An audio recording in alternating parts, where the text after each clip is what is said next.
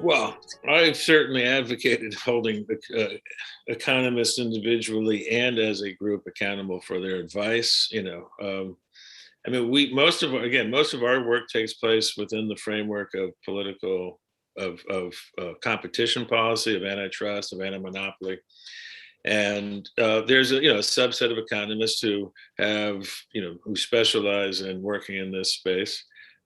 This is an area where we do hold the economists accountable. And what we see time and again is economists basically, even when they're sort of working with the government to block a merger that clearly is going to create multiple harms on multiple planes for the public, harms that could affect us, our ability to communicate with each other, harms that will, concentrate greater wealth, harms that will lead to less innovation.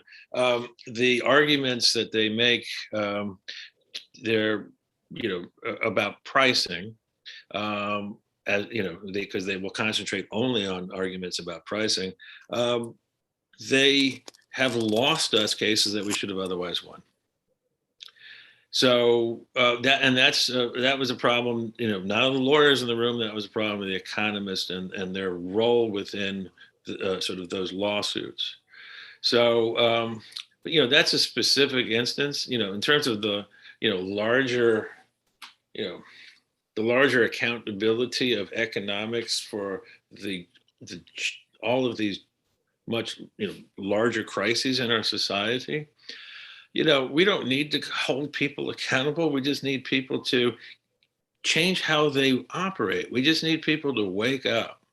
We need people to, face up to the fact that their profession is fundamentally corrupt and intellectually. It makes false assumptions. It's based on a series of false assumptions, including that their profession is scientific in nature. So it's, we don't want to, the idea here is not to make people feel bad. The idea here is not to sort of put people in jail for these crimes. They are crimes against humanity in many cases, in key respects. There's no need to do any of that. But what we need is we have this major problem. We got some of the smartest people in our society, people who want to do right, people who want to make the world a better place. I'd say like 98% of economists, when they wake up in the morning, they want the world to be better at the end of the day than when they woke up. They want to have had that effect personally on the world. And they can do the right thing. But what they need to do is be honest about the intellectual corruption, the foundational intellectual nonsense on which their profession is based.